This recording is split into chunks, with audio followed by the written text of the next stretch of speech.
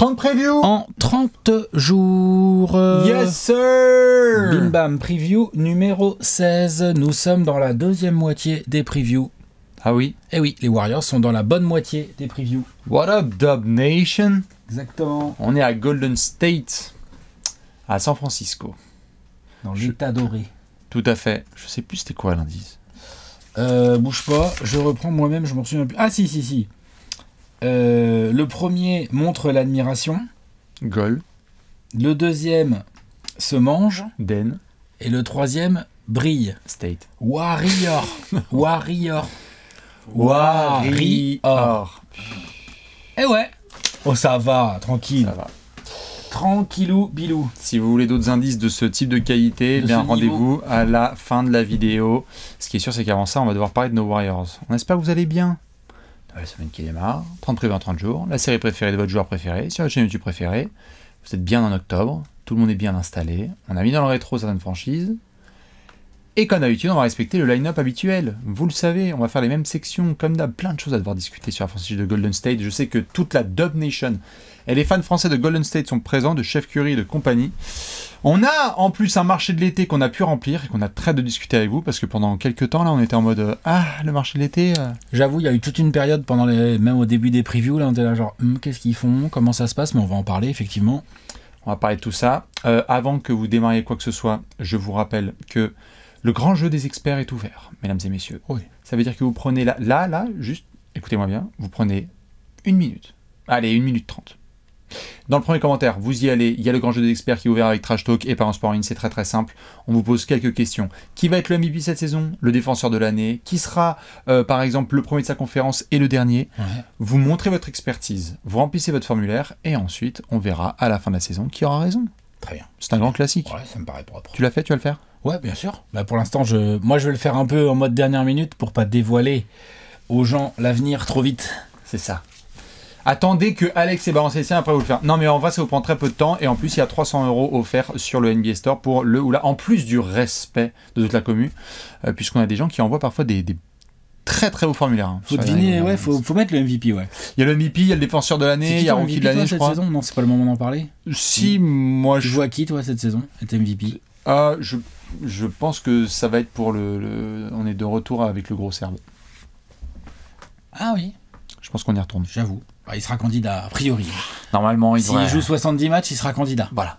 En gros. Toi, t'en as un? J'ai pas trop réfléchi. J'avoue que je vais commencer à... Je pense pas qu'il sera dans cette preview. À moins que Steph nous fasse un Steph 2016, là. Mais je sais même pas si c'est ce qu'on souhaite comme régulière aux Warriors. Bref, on va en parler. Personne ne s'attend à la saison de Kuminga. Ça va être extraordinaire, bien évidemment. On en reparlera dans une autre section. Ouais. Bien évidemment, on est très content de faire cette journée 100% Warriors. Ça veut dire que vous allez retrouver plein de trucs sur le site de Trash Talk, sur les réseaux sociaux de Trash Talk, sur tout ce qui est Trash Talk. On y va. On est bon? Ouais, on est bon. Plein de choses à devoir dire à Golden State. Et vous le savez, dans cette région-là, what up Dub Nation, on va baisser la fenêtre et on va faire le coup d'œil dans le rétroviseur. Nous avons 48 victoires. Au final, on est 7ème de l'Ouest, égalité avec les Grizzlies, et on sort du play-in pour aller jouer le 2e de la conférence Ouest en play-off, les Rockets. Combat au meilleur des 7. Bien sûr, 3-1, 3-3. Après un vrai combat, alors qu'on menait 3-1. Bien sûr. On peut revenir là-dessus, on l'a débriefé et tout, mais moi j'ai pas adoré en fait ça, mais après il y avait plein de choses compréhensibles. Après malheureusement au tour d'après contre les Wolves, la marche était un peu trop haute, d'autant plus que Steph Curry était blessé évidemment. Avec Steph ça aurait été une toute autre série. Je dis pas que les Warriors seraient passés, je dis ça aurait été une toute autre série. Il y avait 1-0 pour Golden State avec le chef. Ouais. À Minnesota. Ouais. Donc, on peut... Ouais. Vous avez le droit de bomber le torse et de dire... Vous avez le droit d'avoir le seum. Ouais, bien sûr. Surtout. Monsieur le juge, on avait sous-estimé les Warriors tous les deux assez largement. Je dois dire que je me souvenais plus que tu les avais mis 12e. Et que moi, je les avais mis 10e. Absolument. Moi, je les avais mis en play-in, comme j'ai du respect pour les Warriors. Et tu as du respect. Et laissez-moi vous dire que pour ceux qui ont la mémoire un peu courte, puisqu'on va faire le coup d'œil dans le rétro complet, la saison des Warriors, évidemment, comme tu l'as dit, ils finissent 7e. Le début de saison te donnait raison. Au moment. Ouais, je suis d'accord. Et j'en ai parlé avec des fans d'avance, donc je veux remettre les points sur les i. J'ai aucun problème à dire que j'ai chié à côté de l'assiette. Non, attends, je finis. Moi, j'ai dit 40. Toi, t'as dit 40 wins et moi, j'ai dit 41. Voilà. Donc, on était quand même assez en dessous. Hein. Au moment où on se ramène à la veille du transfert de Jimmy Butler, on va en reparler, les Warriors sont 11e de l'Ouest. Et ça va mal. Et c'est dégueulasse. C'est pas la fête. Donc il y a un gros transfert qui va changer ça. Pour refaire le coup dans le rétro, en effet, Buddy Hield démarre la saison en feu. En feu, on est là, genre, feu en fait, les Splash Bros, ils sont toujours là, quoi. Absolument. Monico Michel, il me serre la manche, il me dit, mec, classement du MVP ranking, là, je mets Steph ou Buddy Hield? On est en folie totale en novembre. Buddy Hield qui est en feu total, Curry aussi qui démarre bien. Sur tes 15 premiers matchs, les Warriors sont en 12-3. Là, à ce moment-là, ça va très bien. Kumbaya, le groupe fonctionne, Wiggins, Kuminga, Trey Jackson-Davis, Podziemski. Là, ça Draymond, évidemment. bien en forme. Hein. Et après vient la réalité. L'attaque commence à être dégueulasse. Tu as affronté des daubes, tu commences ensuite à affronter des grosses équipes. Donc le bilan commence à être pas bon. Au 1er février, comme je le dis, tu es 11e de la conférence Ouest. Et c'est là que la saison bascule. Et j'ai même envie de dire, Alex, oui, par rapport aux questions qu'on pouvait se poser précédemment de... L'année dernière, les questions d'avant, c'était aussi autour de... Il y a quoi autour de Stephen Curry sur sa fin de carrière ? Il y a une bascule non seulement dans la saison, mais dans la suite du projet Warriors. Parce que tu te sépares de Wiggins notamment, et tu vas ramener Jimmy Butler dans la BRA. Et tu vas lui filer tout de suite une prolongation. Et tu vas lui filer tout de suite une prolongation en disant, mec, Jimmy, on t'aligne sur Draymond et sur Steph, le dernier hurrah d'un des meilleurs joueurs de tous les temps se fera avec Draymond Green et Jimmy Butler. Oui. C'est un énorme coup de la part de Mike Dunleavy qui faisait patienter fort sa fanbase. Beaucoup de gens, et continue à le faire, le chauffait beaucoup parce que tu passes juste après Bob Myers et ils se disaient mais comment est-ce que tu vas entourer Steph et Draymond ? Faut dire aussi que Joe Lacob avait envie que ça dégraisse. C'est-à-dire qu'il y a ce que fait Mike Dunleavy et on peut discuter de ses choix d'un point de vue sportif et tout, mais il y a aussi les directives qu'il a. C'est-à-dire que Mike Dunleavy, au-dessus de lui, il a un mec dont c'est le fric. Donc un mec qui lui dit mec t'es gentil mais là en fait non. D'ailleurs on va en reparler parce qu'avec le marché de l'été, les prolongations et tout, on va reparler de cet aspect flexibilité financière côté Warriors qui évidemment quand t'as le contrat de Steph Curry et que t'as prolongé Butler, parce que Draymond il prend un contrat très raisonnable, mais quand t'as le contrat de Steph qui est voilà et que t'as prolongé Butler tout de suite ça te fait 2 très gros contrats dans ton cap quoi. Manque plus qu'un jeune et les dents un petit peu longues et du coup ça peut enrayer la machine, tout à fait. Lorsque Jimmy arrive, ça change la dynamique. Et ça ne concerne pas que Jimmy Butler. Comme tu l'as dit, Draymond monte en température. On arrive sur la fin de saison avec des... Est-ce que Draymond est le défenseur de l'année ? Tu sais, sur tout le mois de mars. Disons qu'avec la blessure de Wemby et tout, ça a quand même pas mal réouvert le débat. Ça a ouvert tout à fait. À la mi-saison, les ratings des Warriors, c'est 19e attaque, 11e défense. Sur la fin de la saison, 9e attaque, première défense. Ouais, grosse défense pour finir la saison. Énorme défense. Et en attaque, même si ça reste toujours très dépendant de Steph Curry, et évidemment, quelle attaque ne le serait pas avec l'arrivée de Butler qui n'est clairement pas un sniper, c'est pas lui qui t'améliore tant que ça ton spacing. Je veux dire, là, j'ai noté, moi, Butler, il a tourné à 25% à 3 points. Ah, c'est pas ce qu'il lui est demandé. Hein. Non, c'est pas ce qu'il lui est demandé, mais s'il mettait un petit peu plus de 3 points, sur certaines défenses, ça serait peut-être intéressant. Mais bon, voilà. Par contre, casser les défenses, passer l'épaule, aller chercher des lancers, créer pour les copains. Butler est un playmaker que je trouve assez sous-estimé. Ah oui. Plus, ça va, même s'il est plus tout jeune, Butler...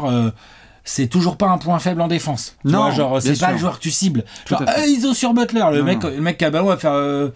Mauvaise idée, recule. Tu vois, voilà. Donc, c'est aussi ça qu'ils ont ramené. Avec Jimmy Butler, bien sûr. Et ça, quand même, ils ont gagné ce trade. Hein. Ils ont gagné ce trade. Tu veux dire que Miami l'a pas gagné mais voilà, Miami, il l'a pas gagné du tout ce trade et il a même fortement perdu. Mais donc, ça, c'est vraiment intéressant. Et on a cette équipe, certes vieillissante, mais. QI basket, expérience, talent, quelques jeunes role-players autour. Oui. Et ça match au niveau personnalité. Ça match bien au niveau personnalité, je suis d'accord. Jimmy Butler, son meilleur pote, c'est Buddy Hield maintenant. Je pense qu'avec Steph, on sait pas, mais on a l'impression que ça va, tout ça. Ça va à partir du moment où il y a de la compétitivité. C'est-à-dire que Steph voulait pas regarder la fin de sa carrière sur des premiers tours de play-off éclatés, et il voulait juste qu'on lui donne une chance. Parce qu'en plus, il l'a montré en 2022. Donnez-moi une chance avec Draymond et avec Steve Kerr de pouvoir aller viser le Larry O'Brien Trophy et on va y arriver. Et donc c'est vrai que Jimmy Butler, dès son intégration, les espoirs renaissent. On arrive sur la fin de saison, toi et moi Alex, on a vu notamment le dernier match de fin de série hier de fou là, face aux Clippers qui était à Golden State. On a tous les deux sorti la phrase personne ne veut choper Golden State au Personne. premier tour, ce qui va se concrétiser avec Ouais, Houston. Tout à fait, avec Houston. Et puis, pour finir, c'est vrai que c'est important de noter que c'est vrai qu'au niveau détermination, très intéressant pour les Warriors d'avoir amené Butler, parce que Butler, il a pas de bague. Il a la dalle. Ouais. Il a envie. prouvé. Bah ouais, et Il est donc dans là, un il se vestiaire retrouve où- avec ouais. Draymond et Steph qui, eux, en ont 4, des bagues. Il a 2 au-dessus de lui, pour la première fois de sa carrière, des 100% sur Ouais. Hall of Famer, merci, au Plus revoir, un ciao, bye. coach.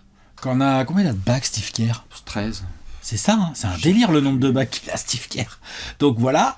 Non mais c'est 13, ouais. Non, 11, je sais plus. Steve Kerr. On a beaucoup, hein. Il a quoi? Il a le deuxième de three-peat bagues des à Bulls. Steve Kerr.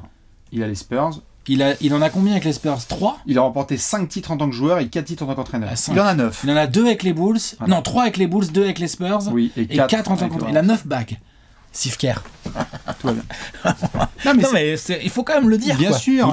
Il a un coach qui a 9 bagues, Butler. Tout à fait. Et donc sur cette série face à Houston, très bon test pour les Warriors parce que rotation plus courte, on va faire confiance à Podziemski, à Moses Moody, on va essayer de demander à Quinton Post de nous aider, et donc on va même un petit peu se faire peur parce que tu mènes 3-1 et ça revient à 3-3 de par notamment le tall line-up parce que les Warriors sont petits. Ouais. Petits. Et même si Draymond fait du taf Non, mais- incroyable sur des pivots, faut le reconnaître. Ils se sont fait une micro-frayeur contre les Rockets. La Game 7, hein. Et au-delà de cette micro-frayeur, je pense qu'ils se sont rajoutés de la fatigue qui leur coûte très cher au round d'après. Absolument. Game Et ça, 7, voilà. merci Buddy Hield, Minnesota, ça craque. Tu te fais sortir par les Non, Wolves. Houston, ça craque. Ah oui, non, pardon, Minnesota. Oui, ça craque contre Minnesota. Ça craque contre Minnesota. Ok, ouais. Et tu perds sur cette série, fin du run, mais le trade fait en février a fait ses preuves. Si on règle ce qui se passe dans l'effectif et on entoure bien Steph, Draymond, Il Jimmy y a et moyen de Steve croire Kerr, à des grandes choses. on pourrait rejoindre l'élite de l'Ouest. Je suis d'accord, c'est possible. Sur Pour le papier. ça, il faut faire un été Propre. pépite, hein. Ouais, bien fluide surtout. Pas un nuage. Non, rien. Bien, Tout droit. clac, ça resigne, on est dedans. Tout le monde Tout s'entend le monde bien. est content, voilà, exactement. 1er juillet, Alex. On va pas jusqu'en octobre. T'es prêt? Ouais, je suis prêt. Eh ben, j'ai très hâte de voir tout ça Le dans marché le de marché l'automne. l'été. De l'automne, non? On va voir ça tout de suite dans le marché de l'été. Le gros tableau. Boum. Ouah, les arrivées. Ouah, les arrivées, c'est... Ouah. Eh non mais il y en a. Oui. Non mais attends, J'avoue. mais il y a une semaine, on avait mis des punchlines dans le tableau des arrivées. J'avoue. Il y a une semaine, dans le tableau des arrivées, il y avait écrit MDR. Oui. Il y a quelqu'un. Eh oh, on a mis eh oh. Et là, il y a Allerford. Il y a alors Ford et il y a d'autres joueurs. Il y a Il y a Seth Curry qui est arrivé aussi, qui a rejoint son frère. Pour l'instant, c'est un contrat de training camp. Hein, pour l'instant, je sais même pas s'il a un tout. Ouais, pour Il l'instant. va rejoindre. Ah non, le mais groupe. je dis C'est pas. le frère de Steph, il va Et l'avoir. puis attends, les deux frangeaux en splash bro sur des séquences. Voilà, cette Curry, moi je l'aime bien, joueur. Je trouve ça un bon joueur. Hein. Oui. Pourquoi il aurait pas de contrat, cette Curie, en NBA aujourd'hui? Il colle à la NBA d'aujourd'hui. Il a bien aidé chez nos amis les Hornets. Même Ça chez les reste Mavs, quand même, hein, ça a l'air. Hein. C'est un one-year deal, ouais. One year. Je crois en tout cas que c'est confirmé, c'est un one-year Tenden, deal de hein. la part de... Je pense... Ok. À vérifier, vous me dites les fans de Golden State, mais je crois que... J'avais l'impression que c'était un training camp, mais peut-être. Je vais vérifier avec Anthony Slater, mais en tout cas, Shams nous dit que c'était un one-year deal avec les Golden State Warriors et que donc Steph et Cess seront ensemble rassemblés les C'est frères du garanti, ouais. au training camp. Je vais vérifier ça, mais en tout cas, pendant ce temps-là, c'est vrai que, quitte à faire le marché, Donc bon, là en effet, il y a des arrivées, il y a Cess et Horford, mais à mon avis, Alex, il faut qu'on reprenne à la limite chronologiquement. Ce marché était quasiment vide, hormis l'absence de Kevin Looney, jusqu'à il y a 10 jours. Quoi. C'est ça. Jusqu'à Il y avait le sujet. Parce qu'il y a aussi, dans les signatures, il y a aussi D'Anthony Melton. Oui. Ok. Prolongation. Gary Payton Prolongation, 2. parce qu'il était là. Gary Payton 2. Gary Payton 2, c'est acté, oui, Ça pour revient. un an. Pour un an, tout à fait. Et Pat Spencer qui revient aussi. Donc ça, c'est des bonnes petites signatures. C'est des joueurs qui sont plutôt defensive first. Donc c'est des joueurs très intéressants. Ils connaissent le système. Ils connaissent ce système et c'est des joueurs super intéressants et très complémentaires de ce que peuvent apporter Curry et Butler. Donc c'est vraiment très intéressant. Aucun problème là-dessus. On verra, c'est pour ça que je parlais de 7, parce qu'on verra lesquels seront gardés, parce que je crois qu'ils doivent faire des choix. Ok. Ils doivent faire des choix, parce que je crois qu'ils ont déjà 3 contrats two-way. Attends, bouge pas. Ouais, en two-way, il y a Pat Spencer, il y a Tui. Tui et Jackson Rowe. Ouais. Et donc, Seth Curry, je veux bien, mais À voir, ça se trouve, cette Curry, il a sa place. Moi, je pense qu'il peut avoir sa place dans le roster. Je pense Curry. qu'il l'aura. Il est plus tout jeune, mais rien que sa qualité de shoot peut t'intéresser. Oui, sa qualité de nom de famille aussi. Et sa qualité de nom de famille, et sa qualité de déplacement sans ballon, et le mec, il comprend les systèmes. Enfin, il peut avoir des belles qualités. Tu vas pas le faire jouer 33 minutes par match, mais voilà. Non. Et donc, effectivement, ce qui a plus rythmé, c'est le petit feuilleton, parce que c'est pas non plus un All-Star, le type, de Jonathan Kuminga. C'est un bon feuilleton. Hein.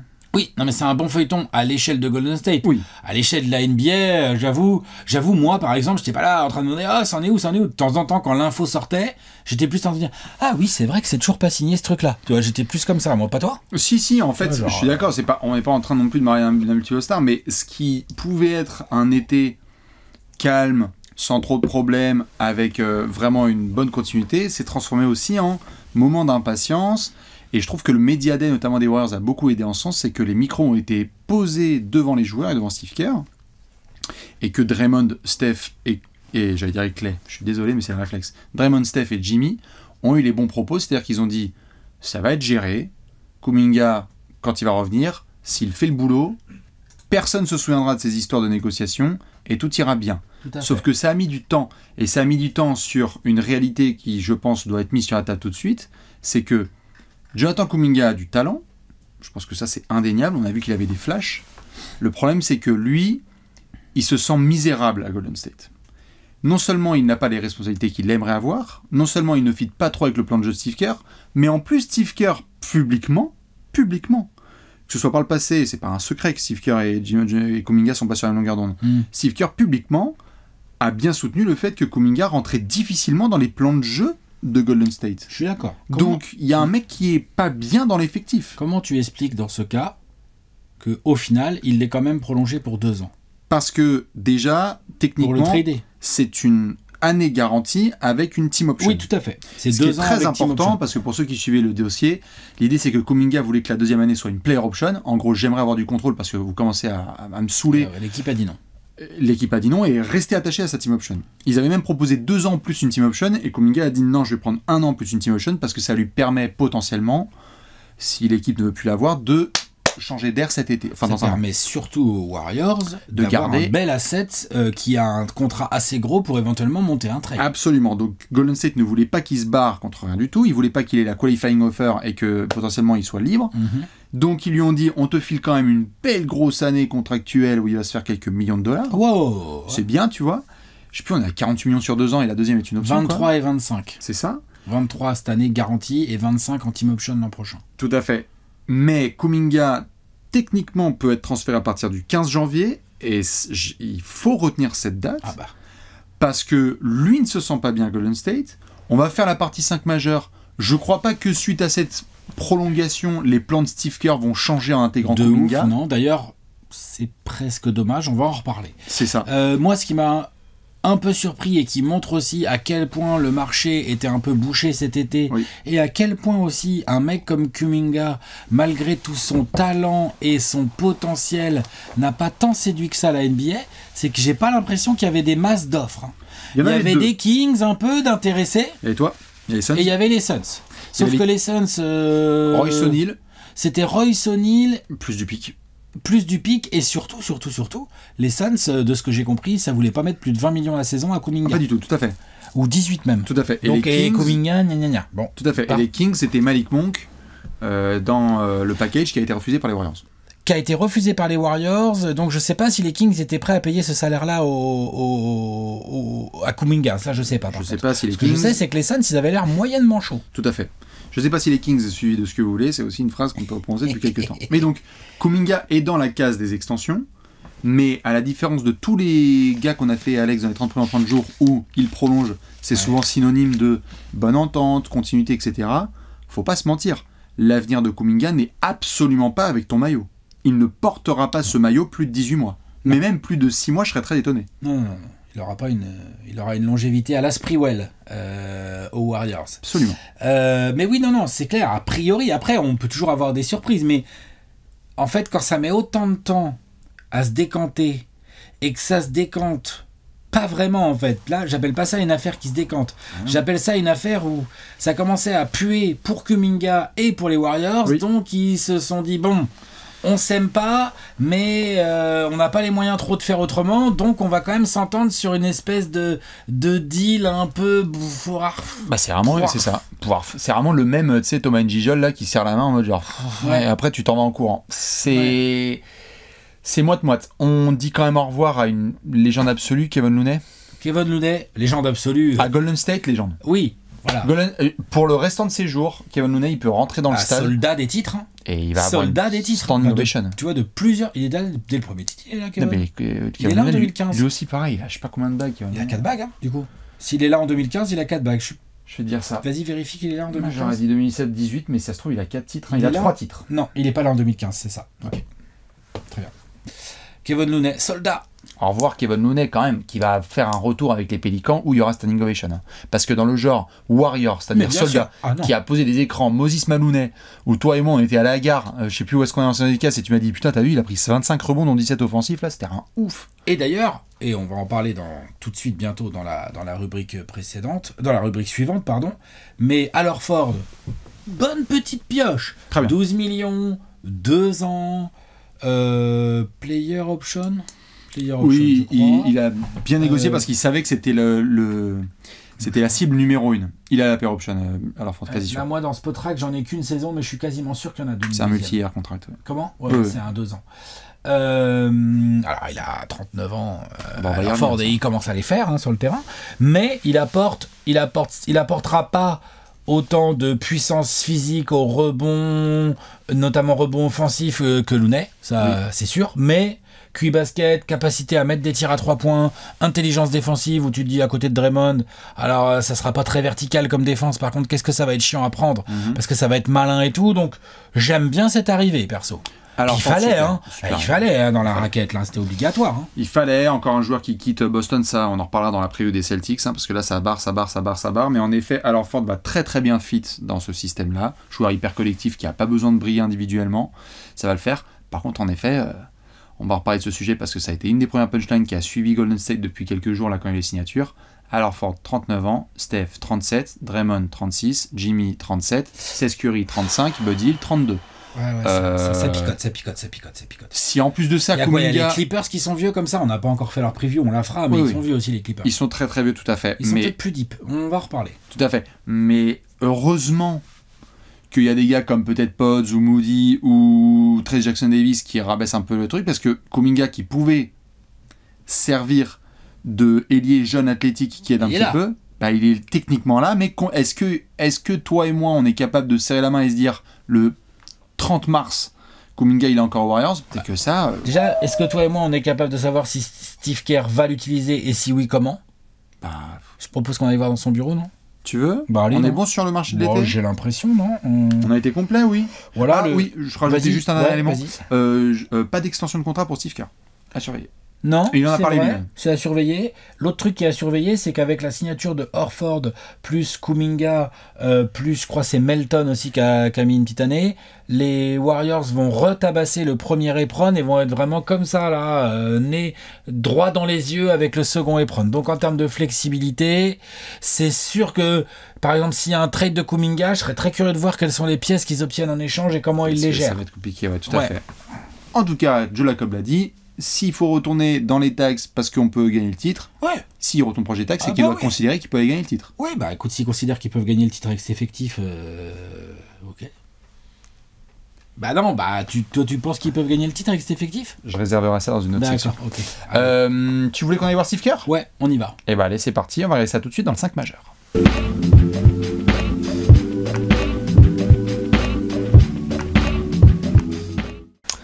Le 5 majeur. Le 5 majeur, hop. Avec un quinquagénaire, un octogénaire, un sexagénaire et un ascenseur Stana. Vous êtes bien dans la rubrique 5 majeur avec Steve Kerr. C'est quoi, c'est les trucs que tu branches à l'escalier? À l'escalier, là, pour monter. Mon cher Léonce, merci pour l'effectif des Warriors. Alors, l'effectif qui pour un moment est mis à jour, m'en voulez pas s'il manque des blazes. De toute façon, en ce moment, McDonnell-Levy il recrute à la minute. Question habituelle. Alex, je te la pose. Est-ce que tu as 5 verrous dans ce 5 majeur et comment fait-on avec les rotations? 5 verrous? J'en ai 4. Pas toi? T'as un 5 toi? Je crois que j'en ai 5. Mais je suis ouvert à la discussion, évidemment. C'est qui tes 4, Véron? Steph Curry, Podziemski, oui. Butler oui. et Draymond Green. Ok. Pour moi, ces 4-là, s'ils sont pas dans le starting 5, là, l'opening night, c'est contre les Lakers, c'est ça, je crois. Hein oui. Je crois qu'il y a un Warriors-Lakers ou Lakers-Warriors. Je serais très surpris, ou alors ça voudrait dire qu'il y a peut-être une blessure ou quoi. Machin.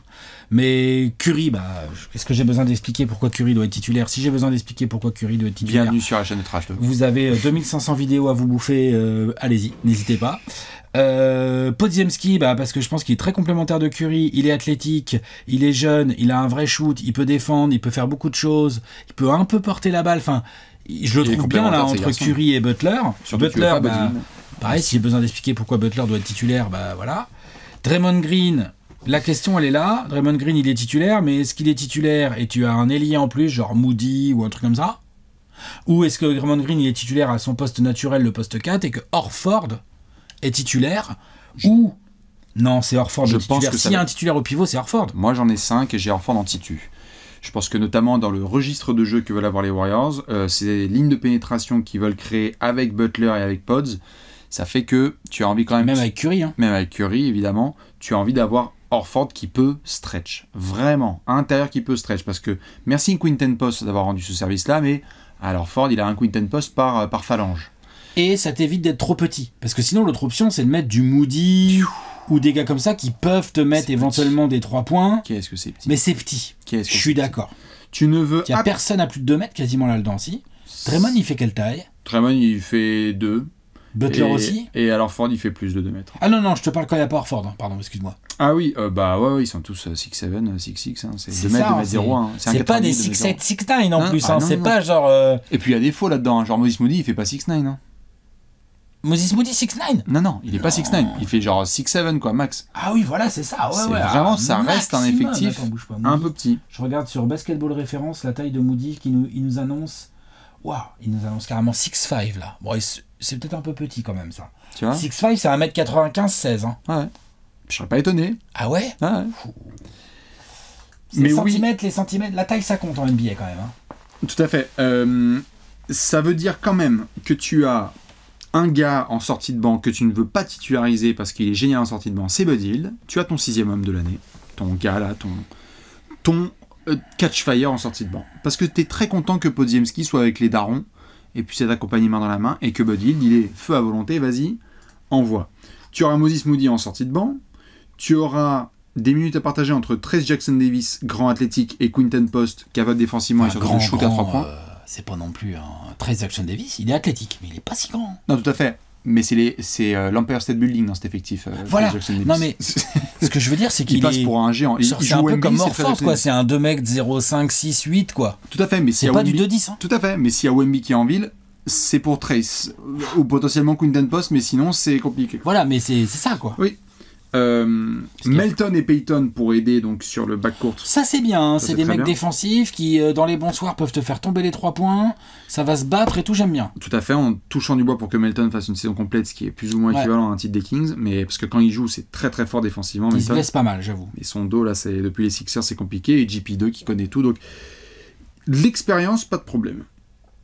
Des gars qui se connaissent et qui sont allés loin, soit ensemble, soit avec le premier tour de la saison dernière, ok.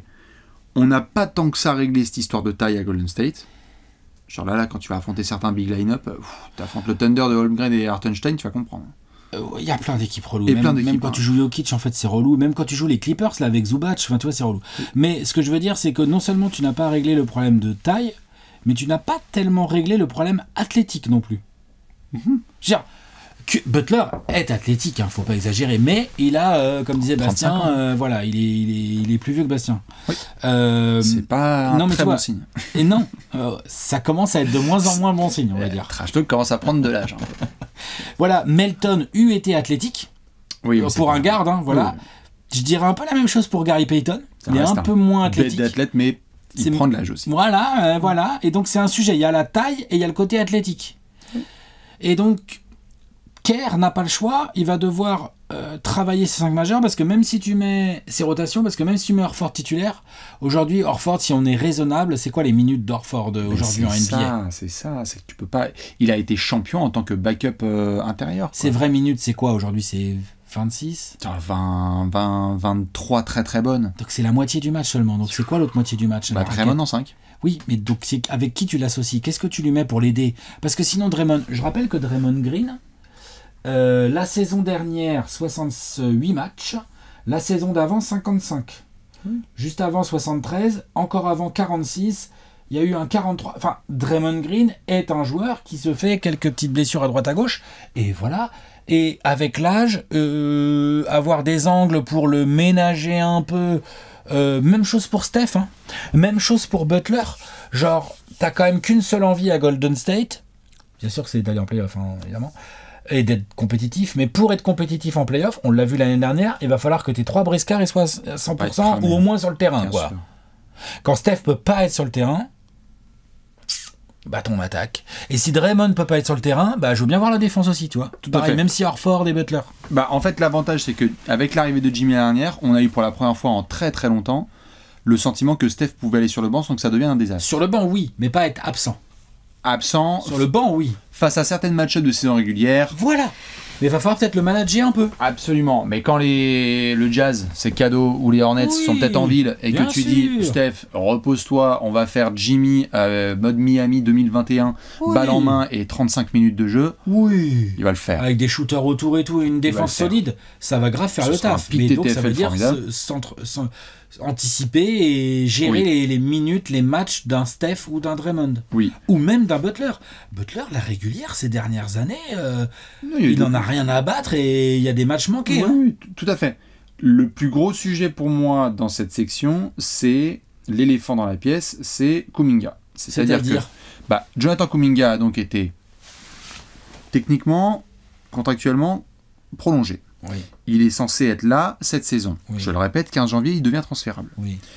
Dans les plans de jeu de Steve Kerr, on l'a vu à plusieurs reprises, c'est difficile de bien l'intégrer. Oui. Il est capable de flash. Pas le shoot à 3 points. Parce qu'il n'a pas le shoot à 3 points, que c'est un joueur en percussion et que il faut qu'il soit élite tous les jours en défense, parce que s'il ne l'est pas, ça crée des trous derrière.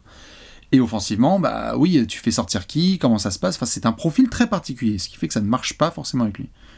Donc il y a eu des flashs. À certains moments face à Houston sur l'année dernière, je m'en souviens très bien, ou face aux Wolves, un des derniers matchs, là, si ce n'est le dernier match, là où il a scoré à outrance. Mais l'année dernière, Jonathan Kuminga, c'est 47 matchs, 10 en tant que titulaire, 37 en tant que remplaçant, 24 minutes de jeu. Le plus gros challenge de Steve Kerr, nous on parle en minutes, à quel poste, etc. Mais c'est que va faire Steve Kerr pendant la saison pour donner quelques minutes à Kuminga, pour conserver sa valeur de trade, pour qu'il soit ensuite transférable par le management de Golden State pour se dire on est à une pièce de bien entourer les briscards et on va peut-être aller se faire les Rockets au deuxième tour, encore une fois. Sans que Kuminga pète un plomb. Parce que s'il passe à 21 minutes de jeu, Kuminga, l'agent il va dire oh les frères, tu veux que je te mette le boxon dans ton vestiaire là?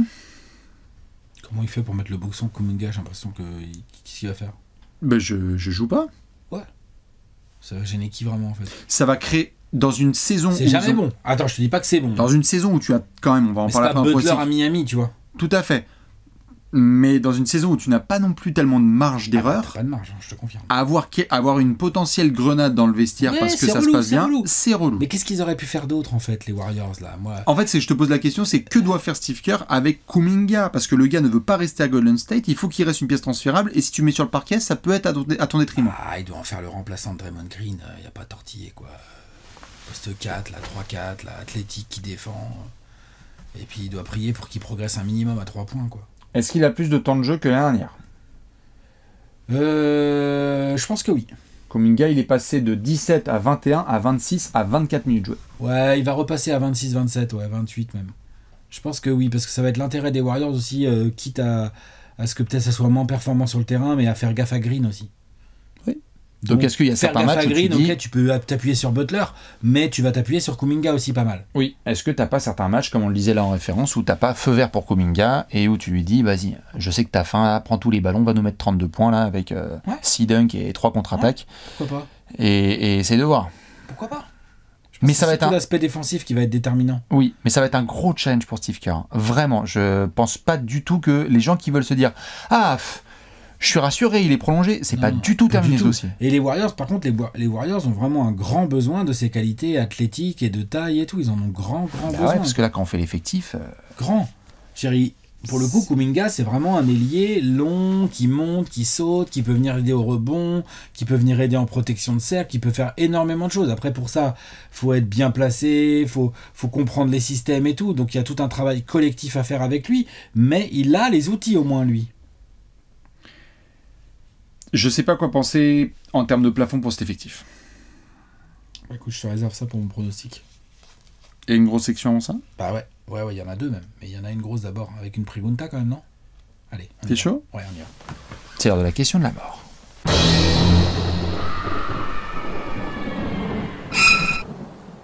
La question de la mort. La Pregunta de la muerte. Et alors, qui est la Pregunta, là, tiens? Eh bien, ma foi, nous sommes à Golden State. Et on va se poser une grosse question. Fans de Golden State, ouvrez bien grand vos oreilles. Qu'est-ce qui manque à cette équipe pour être un vrai contender? Un peu de contexte. On a un coach futur Hall of Famer. On a un des meilleurs joueurs de tous les temps. On a un des meilleurs défenseurs de tous les temps. On a de l'expérience à plus qu'au savoir en foutre. On a rajouté Al Horford, titré. On a Jimmy Butler, qui a la dalle et qui est un joueur level All-Star, Ball handler. Tout à fait. T'as les mecs en sortie de banc qui peuvent t'aider et qui ont de l'expérience. T'es contender, non? T'es en train de décrire un contender, non? Pourquoi tu poses cette question? Tu penses que les Warriors sont pas contenders? Est-ce que les gens, là, aujourd'hui, quand ils regardent les Warriors, ils se disent, très très bien, assis à la table, nous avons le Thunder, les Nuggets, les Rockets et les Warriors. C'est pas contre les Clippers ou les Lakers, mais je vois ton visage. Est-ce que tu mets les Warriors à la table du Thunder et des Rockets? Je mets les Rockets. Est-ce que tu mets les Warriors à la table du Thunder et des Nuggets? C'est ça qu'on vise. On ne vise pas une finale de conférence. On est sur la fin de carrière de Stephen Curry, Draymond Green et Steve Kerr. Est-ce que cette équipe... En fait, j'ai tourné la question de manière à dire... Je les mets un peu en dessous. Je suis d'accord, je les mets en dessous. Comment tu fais pour rattraper ce duo-là? Le problème, c'est que... Je sais pas du Minnesota, les Lakers, les Clippers... Ils ont un sujet qui est que le recrutement de Butler était très bon, mais ils ont un sujet contre lequel ils peuvent rien faire. C'est quelle va être leur capacité à bien gérer leurs vieux. Et on sait que les effectifs vieillissants, le vrai sujet pendant la régulière, c'est de gagner suffisamment de matchs, évidemment. Ça, c'est le sujet de toutes les équipes qui se prétendent contenders. Mais c'est de devoir faire beaucoup plus attention. Les blessures, ça peut arriver à n'importe qui, hein, c'est pas ce que je dis. Mais tu as une récupération différente. Quand ton corps passe la trentaine, voire la 35e, oui. La récupération n'est plus la même. Les blessures, elles mettent peut-être un peu plus longtemps à se refaire et tout. Tu souffres plus de la fatigue et de l'enchaînement des matchs. Donc il y a tout un truc comme ça. Donc je pense que ce qui leur manque le plus, c'est un meilleur équilibre entre l'âge grandissant de leurs joueurs phares. Je pense pas que le fait d'être vieux nuise tant que ça à tes performances ou t'empêche réellement d'être contender, parce qu'ils complètent ça avec un QI basket de grand malade mental, avec une qualité de shoot incroyable chez Steph Curry.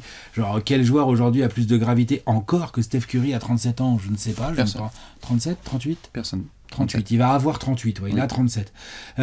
Personne. Donc voilà, Draymond Green a encore montré qu'il était quand même parmi les tout meilleurs défenseurs de la ligue, et à mon avis, il le sera encore cette année. Machin, sauf que faut que ça tienne, et il faut réussir à équilibrer. Ils ont fait de leur mieux avec leurs moyens, ils ont signé des mecs, il y a du Melton, il y a du Gary Payton, il y a le sujet Kuminga. Est-ce qu'ils sont capables de entretenir suffisamment bien la valeur de Kuminga pour, à partir du 15 janvier, monter un trade dont il serait gagnant à court terme? Parce que c'est ça le but. C'est là, la question, elle est là. On joue là. Donc si tu veux être contender, on considère qu'ils sont à une pièce. Moi, je dis qu'ils sont peut-être à 2 pièces, mais considérons qu'ils sont à une pièce. Minimum 2. Ah voilà, on est d'accord. Non, parce que j'ai eu beaucoup de gens dire qu'ils sont à une pièce. Une pièce. Après, ça dépend de la taille de la pièce, hein, oui, voilà. Ça dépend de la pièce, mais la pièce, si tu dois l'échanger contre Kuminga, pas facile. Donc, le sujet est que c'est pas vraiment le talent ou l'expérience, bien évidemment, ni le QI basket des Warriors que je remets en question ici. Ce que je remets un peu plus en question, c'est leur capacité à tenir. On n'est plus en 2022. En 2022, ils avaient tous 4 ans de moins. Là. Clay était encore là, mais on s'en fout, il y a Butler, enfin c'est différent, mais voilà. Il y avait 4 ans de moins, c'est beaucoup là, à l'échelle de la NBA, surtout à cet âge-là. Donc là, c'est dans la capacité à gérer l'enchaînement, et entre-temps, comme tu l'as dit, il y a de la concu qui a sorti les crocs. C'est pas des petites dents de lait qu'ils ont sorti les types, quoi. Ils ont sorti des crocs acérés. Alors, en effet, par rapport à ça, moi je suis d'accord avec ce que tu dis, c'est déjà, qu'est-ce qui leur manque ? Il va falloir faire tous les mojos possibles, allumer de l'encens pour la santé, parce que ça c'est une variable, c'est comme ça tous les ans. Mais enfin, plus tu vieillis, plus c'est une variable qui revient. Que tu peux prévoir. Voilà. Donc, il va falloir être très bon sur la gestion de tes gars, parce que tu ne rêves que d'une chose, c'est donnez-moi n'importe quel seed, grosso merdo, et on n'aura pas peur d'avoir une série en 7 à Golden State ou en dehors de Golden State. Ils l'ont montré au dernier playoff. Ils étaient 7e, ils ont passé le premier tour et ils auraient pu dire ils n'avaient pas Steph, mais on voit bien que les Wolves, ils auraient pu les faire bégayer. Ça aurait pu être une longue série, tout à fait. La deuxième chose, moi j'avoue, c'est quand on avait fait une vidéo, notamment toi et moi, il y a quelques années sur la chaîne, qui avait cartonné sur la recette pour être champion. Et tu sais, on avait fait un espèce de to-do list de ce qu'il faudrait. Je trouve que cette équipe a les prédispositions pour être une élite défense NBA. Souvent, Alex, quand on se ramène en playoff, il faut être très très bonne défense pour se ramener en juin. On a vu là, dire, même si on a des galères offensives, on est tellement des bâtards en défense que vous allez rien faire. Sauf que ils sont jeunes, longs, athlétiques. Jeunes, longs, athlétiques, tout à fait. Donc moi, le sujet qui je trouve leur manque, peut-être pas le plus, mais un de ceux qui me fait le plus hésiter sur cette équipe, c'est qu'il y a un écart énorme pour moi entre les vétérans affirmés et le prochain jeune de niveau de jeu de tout, entre les vétérans Future Hall of Famer affirmés et le premier très bon mec du niveau d'en dessous. Malgré tout ce que montre Podziemski, je vais surveiller très très fort sa saison-là, parce qu'il faut être au niveau, Pépère, il faut être au niveau d'un titulaire d'équipe qui va en finale NBA. C'est ça dont on parle. Moses Moody, il a rendu des services. Attention, il va falloir être encore meilleur et plus régulier. Notamment à 3 points, parce qu'on nous avait dit 2&D. Aujourd'hui, je rêve d'une saison de Moses Moody à 40% à 3 points. PS, ça n'existe pas. Il faut être élite. Ouais, je suis d'accord. Kuminga, qui est arrivé à ce niveau-là, aujourd'hui, il n'a plus envie d'être là. Donc je trouve que l'écart entre le très très grand vétéran et le jeune qui essaye de se développer est beaucoup trop gros. Et donc ça met beaucoup trop de responsabilités sur les vétérans, parce que si tu as un jump, par exemple, d'un Podziemski cette saison, ou d'un Moses Moody, ou d'un Trayce Jackson-Davis, par exemple, là c'est génial, parce que du coup tu as un nouveau gars sur lequel tu peux vraiment compter.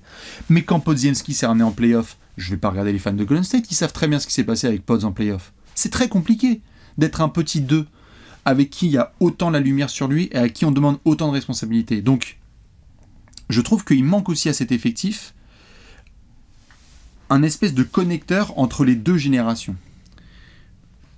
Il leur faut ça. Quand tu as un mec comme Caruso qui débarque à OKC, OKC après c'est un alien, hein. Mais ils ont Caruso qui est donc un vétéran, ils ont d'autres gars qui ont été un peu vétérans, et ils ont dit, on va laisser du coup les jeunes faire leur boulot. Quand à Boston, on avait Jrolidé à Horford, en dessous, tu as des gars qui sont jeunes, athlétiques et qui font ça. L'écart est énorme entre Steph, Draymond, Horford, Jimmy et le prochain meilleur joueur. Horford, il n'est pas dans la caste de ces mecs-là. Merci. Donc, Steph, Draymond, et en plus Draymond, mais Steph, Jimmy, Draymond. Oui. Si on dit que Horford, c'est particulier, on le met entre deux. C'est particulier, ouais, c'est clair. C'est qui le 5e meilleur joueur de cette équipe ? C'est Podziemski, je pense. Désolé, mais en octobre 2025, putain. Ou Buddy Hield, peut-être. Mais oui, non, mais je suis d'accord. C'est chaud. C'est chaud. Je trouve que ça manque de... Et donc la question que j'allais te poser, c'est si tu as Kuminga qui fait une super demi-saison, là, Steve Kerr, il a géré ça de main de maître. Si tu devais le transférer, tu prendrais quel type de joueur pour l'intégrer à cet effectif ? Kuminga, content d'être là. Voilà ce qu'il me faut. Est-ce que tu as un sujet réaliste ? Non, mais... les Warriors, l'avantage, c'est qu'ils ont encore, si je dis pas de bêtises, la plupart de leurs first pick, ils les ont à venir, les leurs. Donc, ça peut t'aider, ça, dans un trade. Ça peut être un asset assez sympathico. Tu renforcerais le secteur quoi ? L'aile plutôt 4, quoi. 4 qui shoot ? Alors, si le 4 pouvait shooter et être un peu athlétique, ouais, je prends. S'il fait que shooter, je veux bien un 4 un peu athlétique, moi. Hein. Je vais te chercher ça. Donc, ou un ailier au moins un peu athlétique, genre je sais pas, je vais voir les Raptors, je leur dis les gars, vous voulez pas ajouter un ailier athlétique, mais on vous prend un ailier athlétique qui est content de venir. Ça coûte cher. Ouais, c'est cher. Mais après, Kuminga, c'est pour ça qu'ils lui ont mis ce contrat-là. C'est pour essayer de le faire matcher avec un contrat assez gros, en fait. Hein, non? Si. C'est ça l'idée. Hein. C'est compliqué. C'est compliqué. Hein. Je réfléchis. Qui est-ce que tu peux aller voir? Je peux pas aller chercher Middleton à Washington. Est-ce que tu peux draguer les Blazers? Non, je crois pas. Putain. Ils vont pas te lâcher un de leurs bons ailiers. Ils sont contents avec leurs bons ailiers. Non, mais combien il prend Jeremy Grant? Est-ce que Jeremy Grant... 30 millions. Bah, il est pas loin, Kuminga. Hein. Il est pas loin. Est-ce que Jeremy Grant, par contre, c'est vraiment ça qu'ils ont envie de choper les Warriors? Voilà, c'est ça la question. Mais au moins, il a montré des choses. On est sur un meilleur... Il peut mettre des 3 points. Il a de l'expérience. Il va te gagner un ou deux matchs de playoff. Il peut. Il est encore suffisamment aguerri, athlétique. Bon. Ah bah oui, c'est sûr. Je pense pas qu'ils vont faire venir Markkanen avec Kuminga. Hein, ça, on est d'accord. Hein, on est bien d'accord. Hein. Keldon Johnson côté San Antonio. Ouais. Je viens des 3. Est-ce que vraiment ça t'améliore ton équipe, ça? Non, je pense Sohan pas. Sohan. Putain, beaucoup pour les 3 le points. sign trade. Est-ce qu'il shoot moins bien que Kuminga? Moi, je pense pas qu'il shoot moins bien que Kuminga. Non? Puis vous, comme ça, vous avez Kuminga. T'aurais adoré Cameron Johnson, mais les Nuggets sont... Comme ça, vous avez Kuminga, en plus. Ah, bah tiens. À San Antonio. Moi, je suis... Super. Non, mais c'est pas simple. Mais c'est ça que je viserais. Ou alors un pivot. Allez, un pivot, pourquoi pas? Un pivot. On va aller prendre, je sais pas moi, Cody Martin, tu vois, des mecs qui sont perdus là, Caleb Martin. Ouais, pourquoi pas, mais et un pivot? Qu'est-ce que t'en penses? Un pivot. Tu mets Kuminga et tu mets Quinton Post ou même tu mets Trayce Jackson Davis et tu vas chercher un pivot. Oui. Je sais pas qui d'ailleurs, hein, je suis en train de réfléchir. Hein.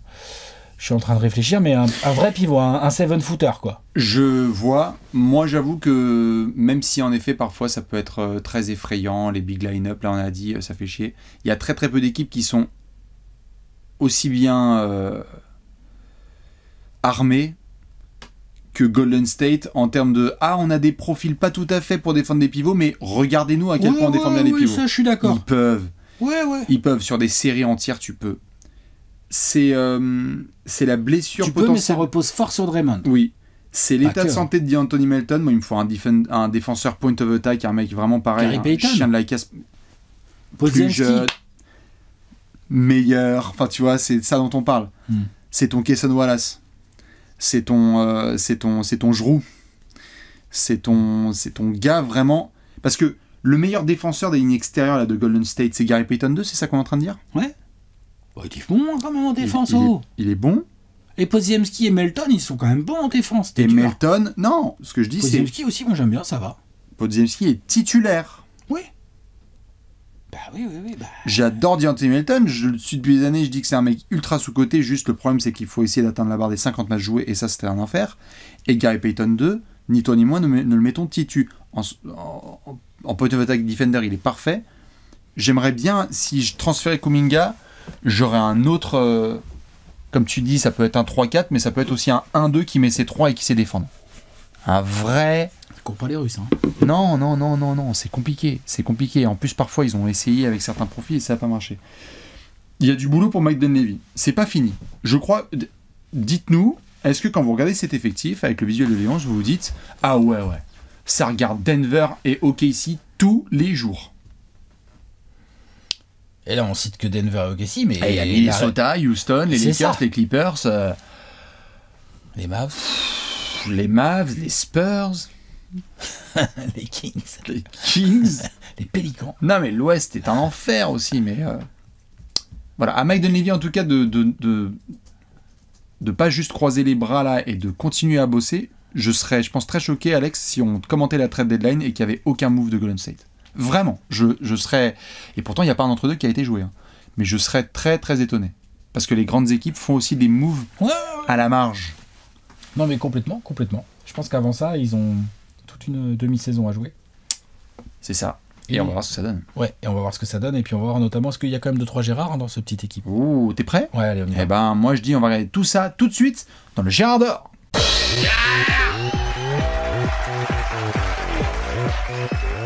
Le Gérard d'or. Le Gérard d'or. Alex, le backflip. Très propre. Ouf. très très On propre. se serait cru avec Steph à 3 points. Oh là là là, la filoche. Night night. Mesdames et messieurs, vous êtes dans le GR, la section du peuple. Dans cette section, c'est très très simple. Il y a un joueur qui nous fait cliquer sur Golden State. Calmez-vous sur Steph. Alex, c'est qui ton GR? Jimmy Butler. Jimmy Butler, joueur que j'aime beaucoup, qui ne rajeunit pas, qui a 36 ans au moment où on fait cette vidéo, il me semble. J'ai pas mal de questions. J'ai beaucoup aimé la deuxième partie de saison, ce qu'il a proposé à Golden State sur la trentaine de matchs de régulière et en playoff. J'ai bien aimé, vraiment, c'est du bon Jimmy Butler. 18 points, 5 rebonds, 5-6 rebonds, 5-6 passes d'ess, de la création. Ce rôle de deuxième ball handler, lieutenant offensif et même défensif, enfin lieutenant de Steph Curry, lui va extrêmement bien, je trouve. Il a faim, mentalement en tout cas. Il s'est bien intégré dans l'effectif, poteau avec Buddy Hield, machin, on en parlait tout à l'heure et tout, ça a l'air de bien marcher tout ça. Maintenant la question que je me pose, plusieurs questions, c'est qu'est-ce que Butler il peut encore donner, notamment en régulière. Ces dernières saisons, je veux dire, ça fait combien de temps que Jimmy Butler il a fait une régulière à 65 matchs? Ça doit faire un bail. Ça doit faire un sacré bail. Je sais même pas si dans les années 2020 il a fait ça. Donc ça c'est un sujet. Parce que les Warriors vont quand même avoir besoin de régularité. Ça remonte à 2019. Parce que là on est à l'ouest mon pote. C'est-à-dire que là, si tu joues que 50 matchs de régulière, attention. Tu vas pas faire 5e comme le faisait le Heat ou 6e à l'époque à l'est. Là c'est une autre ambiance. Mine de rien, il y a la concu, je sais qu'on se répète, mais c'est la vérité. La concu, c'est autre chose. C'est vénère. Et donc, l'année dernière, les Warriors ont eu beau en gagner 48, fallait jouer le play-in. Ouais. Et cette année, je me demande, enfin bon, on verra, je ferai mon pronostic tout à l'heure, mais je pense qu'il peut y avoir des écarts encore plus forts et que les Warriors ont une amplitude possible de régulière il faut qu'ils fassent très attention. Une amplitude dans le sens... J'ai l'impression qu'elle peut être très bonne, comme nettement moins bonne. Et à l'ouest, ça peut aller vite. Et je pense que Butler est un vrai facteur X de ça. Est-ce qu'il est capable de donner avec régularité? Est-ce qu'il... Pourcentage à 3 points, bon, on verra. Je suis d'accord. J'aimerais bien le voir en mettre un peu plus. Mais il n'en prend pas beaucoup, donc ça pénalise pas tant que ça son jeu. Avec l'âge, ça peut le pénaliser un peu, parce que jusqu'à maintenant, il arrivait bien avec son premier pas de faux lent, là.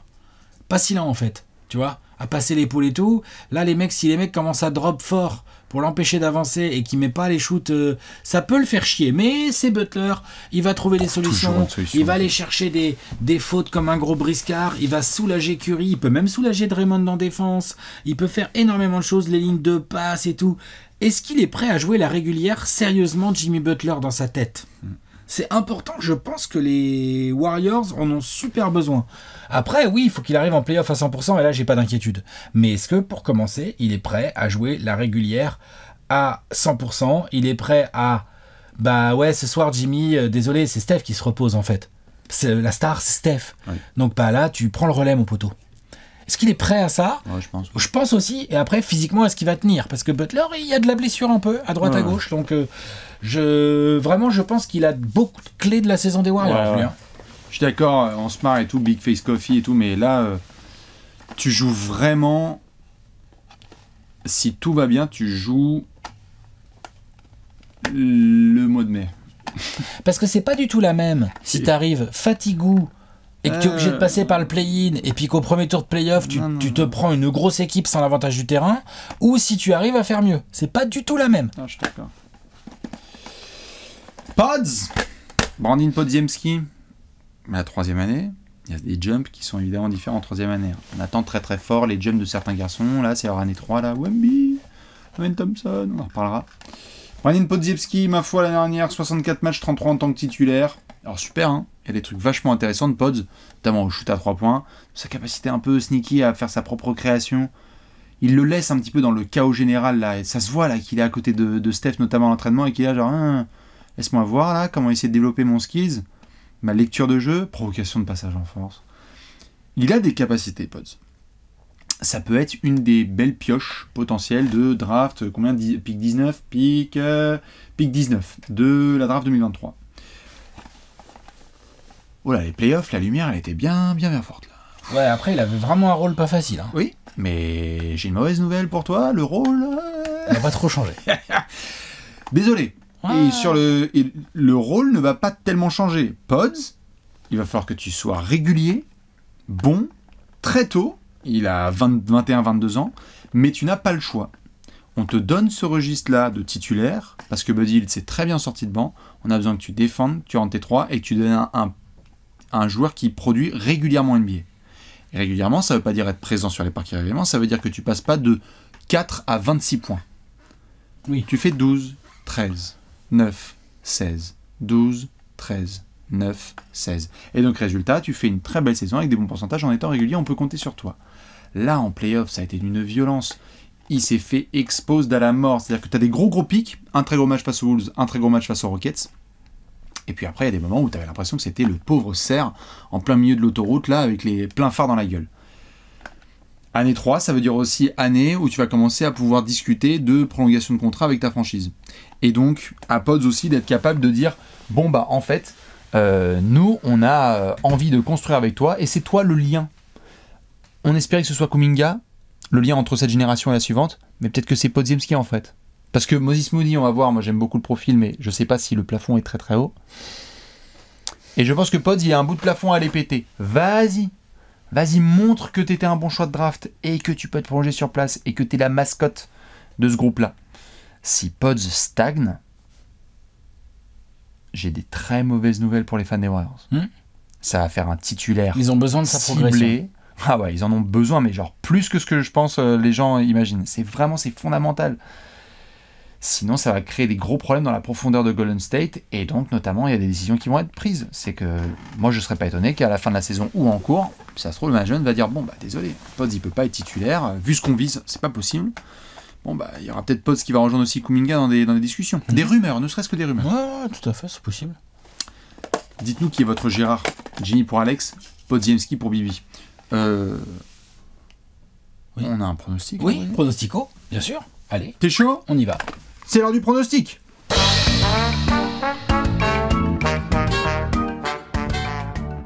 Pronostic time. Pronostico. Dans cette section, c'est très simple, on vous annonce l'avenir. Avant de vous annoncer l'avenir, on fait des rappels. Bandeau bleu qui s'affiche en bas de bandeau jaune. Oh, bandeau bleu.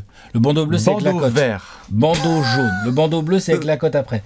Bandeau jaune qui s'affiche en bas de votre écran. Si vous n'avez pas 18 ans, vous ne pouvez pas jouer aux paris sportifs, aux jeux d'argent et tout, vous savez. Si vous avez 18 ans, vous le savez aussi, ne misez pas l'argent que vous ne pouvez pas vous permettre de perdre. Le conseil, il est simple et il fonctionne. 100% de réussite comme Steph au lancer. Faites pas les bolos. On a une petite cote justement pour les gens qui sont intelligents, font attention. Les Warriors vont gagner, seront les vainqueurs de la division Pacifique.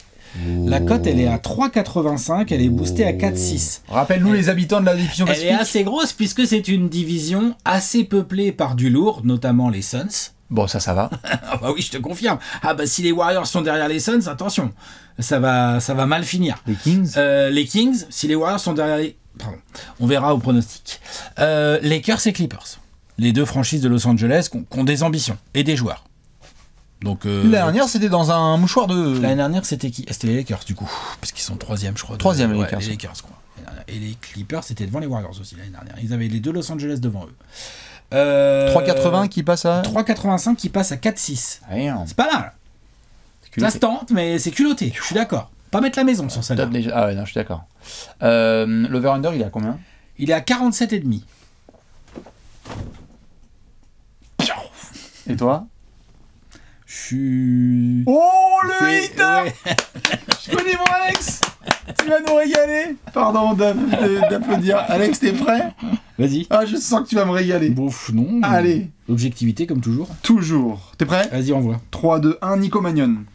43 victoires pour les Warriors. Ça me les met 8e de l'Ouest. Pas de problème, expérience, QI basket, qualité technique, machin, futur Hall of Famer et tout. Je suis pas sûr, on en a parlé, t'avais l'air d'accord, je suis pas sûr de l'équilibre vraiment tactico-technique, comme on dit, de ce roster. Je pense qu'il peut y avoir des manques qui vont peser lourd. Le cas Kuminga, on verra comment il va être géré. J'ose espérer qu'il va pas non plus déséquilibrer complètement. Moi, je parle vraiment de tactico-technique. Je pense que ça manque de grand. Je pense que ça manque de qualité athlétique. T'as raison pour la défense de Podziemski sur les extérieurs et tout. Et, pardon, mais la saison régulière, elle est longue. Est-ce que Butler est motivé, Draymond Green, pour bien la jouer à fond? Et je pourrais les comprendre. Du coup, je me dis que les Warriors ont une bonne gueule de... On joue bien, puis de temps en temps, il y a une petite blessure qui nous a niqué, mais on va quand même aller au play-in et on va quand même aller en play-off. On va faire chier le monde. Mais sur la régulière, je leur mets que 43 wins. Et ça me les met 8e en 1 minute 20 de pronostic. T'as littéralement fait 1 minute. Parfait. Voilà, c'est ça. Exactement. 43 wins. Ouais. Donc 5 de moins que l'année dernière. Ouais. Complètement.